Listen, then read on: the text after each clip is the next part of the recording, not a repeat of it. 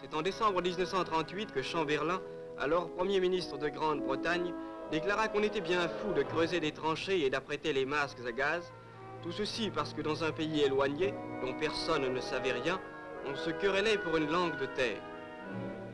Je décidai alors de visiter ce pays inconnu. Mais la guerre éclata. Les contacts que j'établis avec des soldats tchèques dans mon pays pendant la guerre m'incitèrent à me rendre en Tchécoslovaquie au plus vite. J'ai dû cependant attendre 10 ans avant de pouvoir réaliser mon projet. Voici ce que j'ai vu en Tchécoslovaquie. C'est à n'y rien comprendre.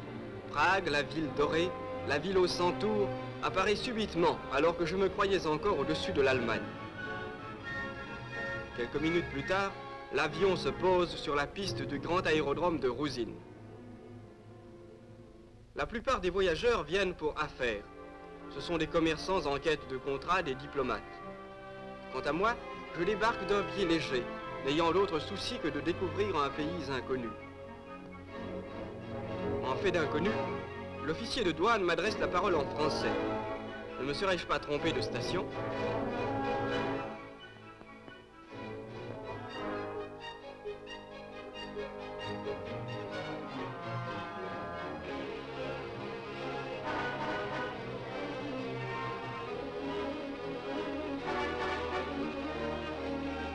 Des journaux?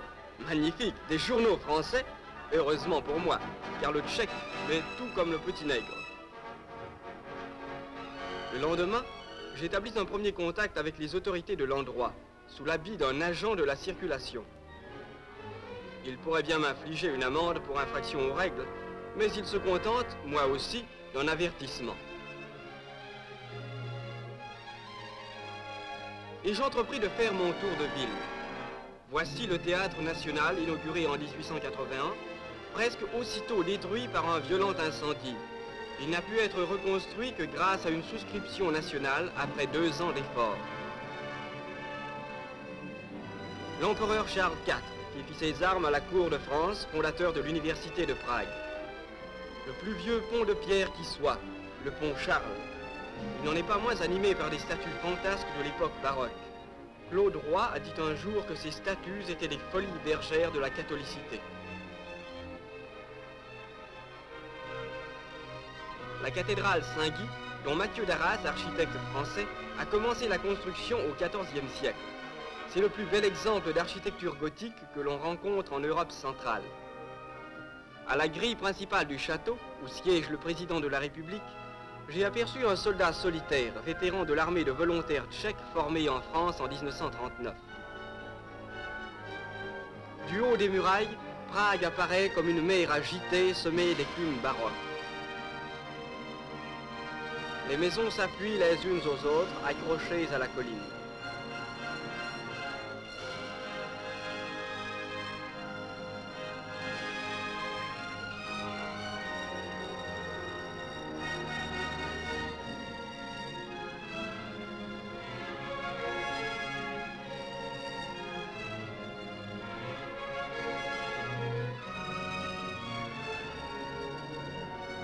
Rentrons vers le centre de la ville.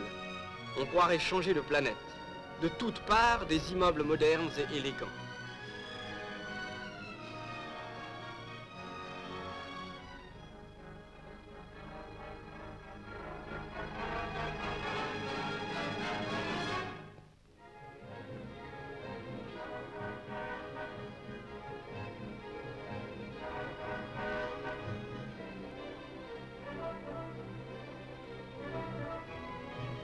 En attendant une amie tchèque, je flâne dans les rues, tout en admirant les étalages des libraires et des joailliers.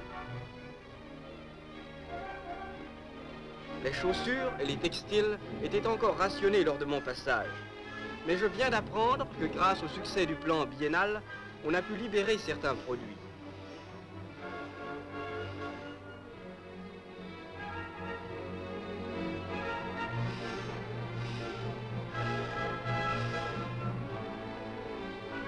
L'ami arrive avec un quart d'heure de retard, ce qui n'est pas mal pour une femme, vous avouerez.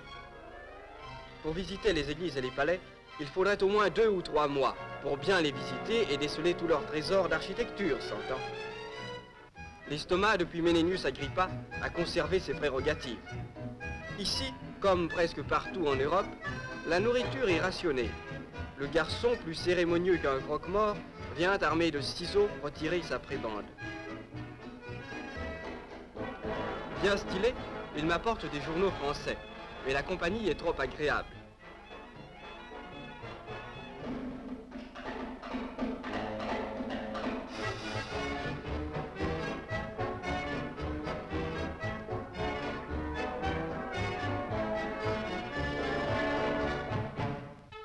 Le dimanche suivant, ma charmante pragoise m'entraîna jusqu'à Barrandov, grand restaurant construit au sommet de la falaise, au-dessus de la rivière.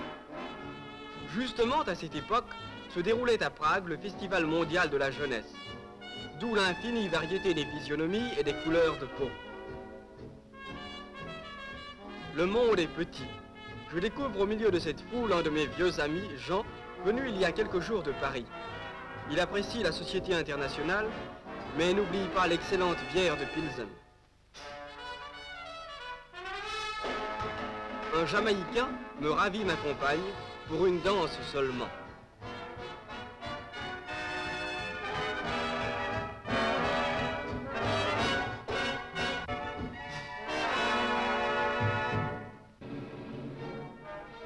Partout dans la ville, des affiches faisant allusion au plan biennal.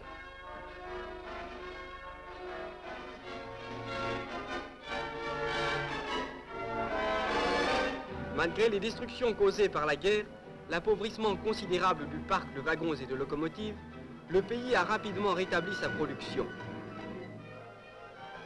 Mais pour relever sans cesse le standard de vie de la population, il faut produire toujours plus.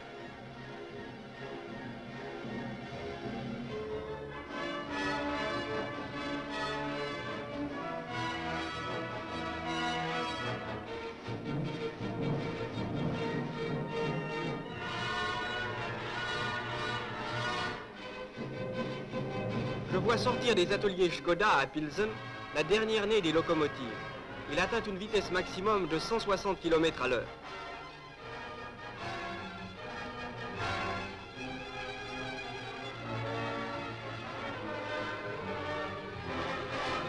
De Pilsen, j'ai passé en Moravie, à l'est de Prague. Qui n'a entendu parler des voitures Tatra? Ces voitures qui ont un museau de chien placide, mais roulent plus vite que l'éclair.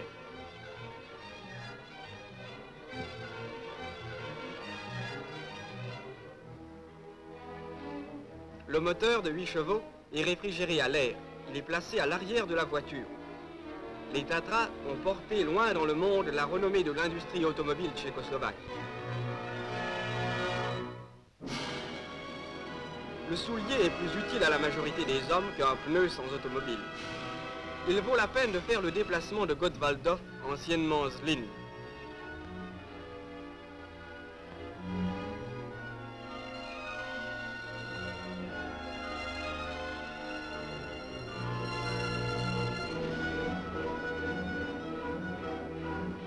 Les célèbres usines Batia ont été rebaptisées. Désormais, vous ne porterez plus des souliers Batia, mais la marque Svit.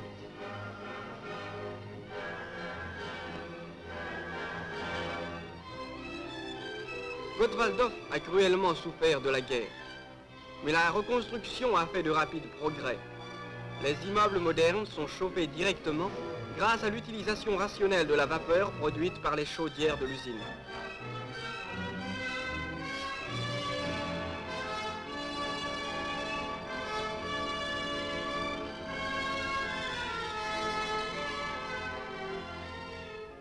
Les enfants ne sont pas les derniers à apprécier le confort d'une cité moderne.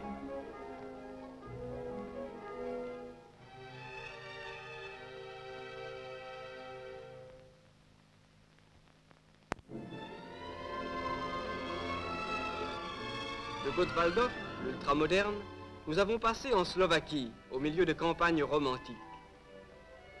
Comment imaginer, au milieu de ces vignes luxuriantes, que dans cette région, l'hiver apporte des températures de 20 degrés au-dessous de zéro.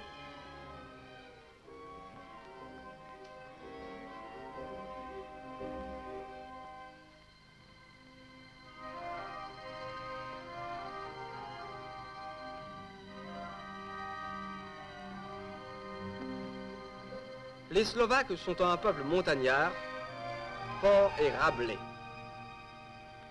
Au village, on porte le costume national pendant toute la semaine.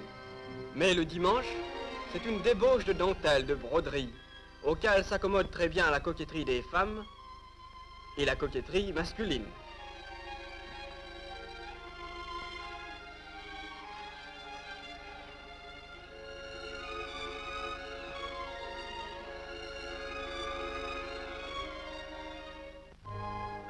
Quel tableau pittoresque offrent les fidèles se rendant à l'église le dimanche matin.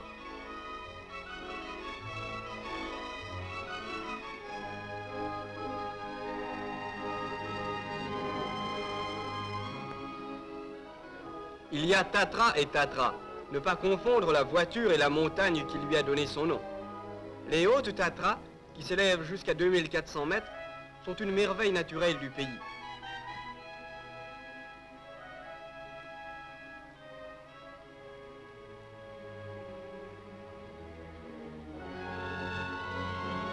Les hôtels de luxe sont pour tout le monde ici. Les syndicats de Tchécoslovaquie les ont transformés en centres de repos pour les travailleurs. Les maisons de repos et les sanatoriats s'étagent sur les flancs méridionaux de la montagne. Ce sanatorium pour tuberculeux est un des plus modernes d'Europe. Je croyais à première vue qu'on y pouvait hospitaliser des milliers de malades. En réalité, ils sont seulement 600 soignés par une armée de médecins et d'infirmières.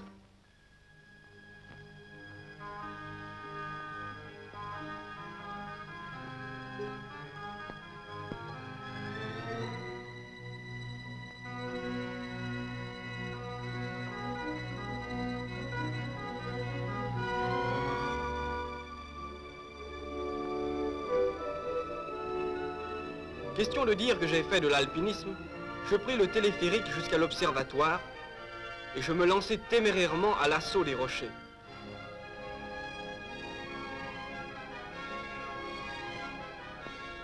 Deux chamois, surpris par notre groupe, s'écartèrent de notre chemin, pas très vite ma foi. Grand Dieu, quelle chaleur! Il me fallut bientôt tomber veste et chemise, au risque d'être cuit par le soleil. Là-bas, à nos pieds, s'étend un autre pays lointain. Inconnu? Non pas. C'est l'Union soviétique. Les bergers et leurs troupeaux sont des types éternels. Ils appartiennent à notre siècle aussi bien qu'au 19e, au 17e. Ici aussi, on découvre des traces de la guerre.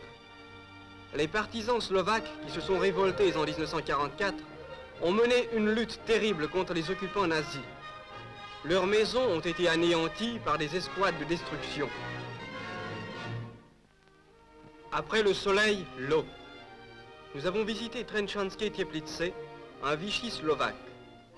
J'y rencontrai quelques compatriotes plongés dans le bassin, battus, flagellés, frottés, se débattant dans la boue. Un groupe d'ouvriers anglais sont venus se soigner à l'invitation des autorités tchécoslovaques.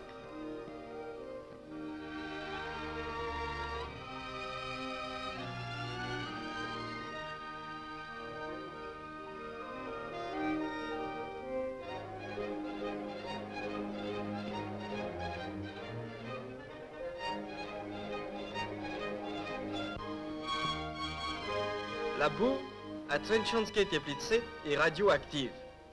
La radioactivité est ici utilisée pour l'homme et non contre l'homme.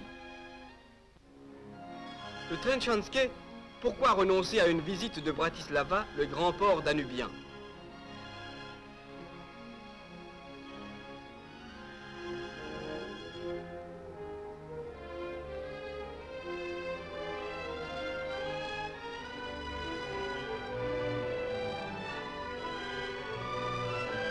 On déchargeait, lorsque je passais, des chalands chargés de blé russe livrés en vertu des accords commerciaux de 1947.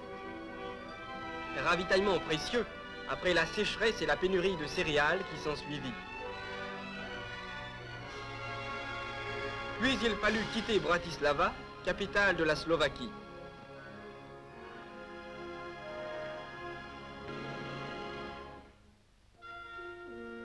La flèche slovaque nous ramena en Moravie.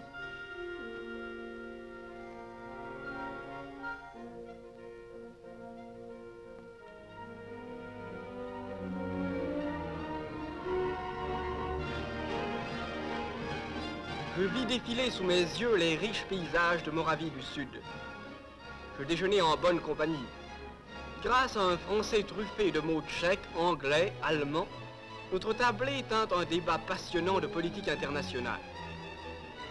Munich, Marshall, la production de l'acier, le rideau de fer, tout y passa. Excellente cure que cette conversation qui permit à chacun de se défaire de préjugés et de fausses conceptions.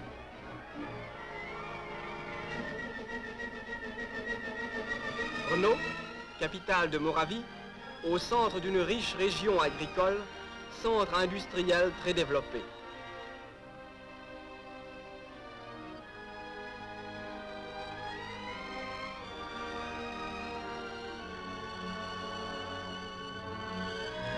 Brno existait déjà du temps des Romains. Il devait être plus facile alors de prononcer le nom de la ville. Celle-ci a une histoire orageuse. Il a vu passer les armées turques, tartares, hongroises, allemandes, prussiennes, polonaises et françaises. Napoléon y séjourna à la veille de la grande bataille d'Austerlitz.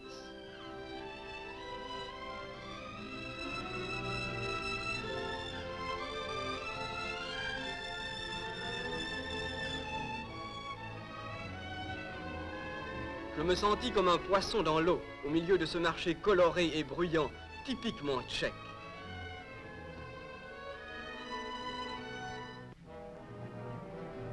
Je vis aussi les célèbres usines d'armes.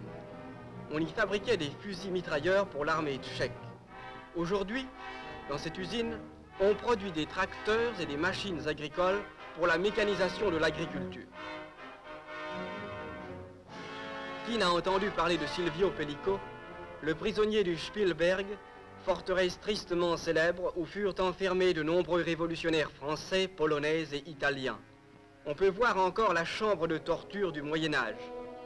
Notre Cicérone décrit avec beaucoup de détails les instruments de torture.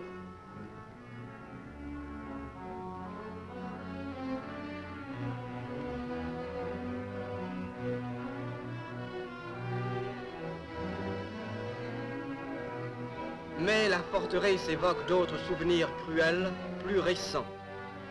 Les nazis en avaient fait une prison modèle, équipée des instruments de torture les plus raffinés.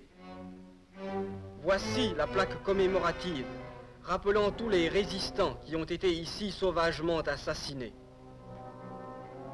Dans l'église, les nazis ont élevé un autel à leur dieu sanguinaire. Deux prophètes de leur religion restent témoins silencieux d'une période que l'on ne veut plus voir se répéter.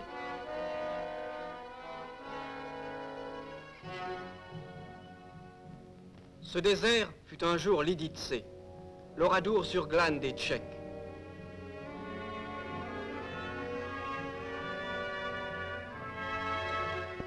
Une caméra a conservé pour nous cette scène atroce de la destruction intégrale de Lidice. Il fallait que toute vie disparût.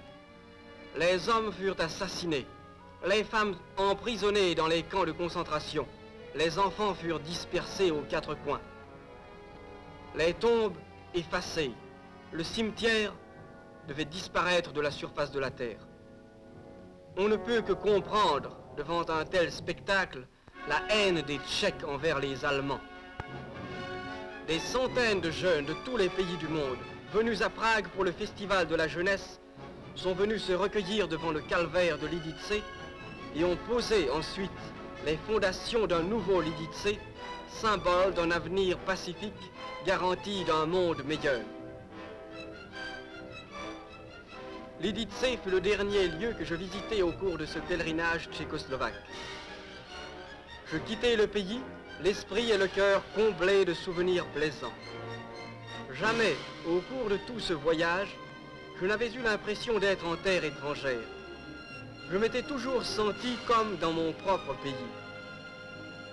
Une fois encore, au-dessous de l'avion, je vis étendue la ville dorée, la capitale de ce pays qui m'est proche et que je connais mieux.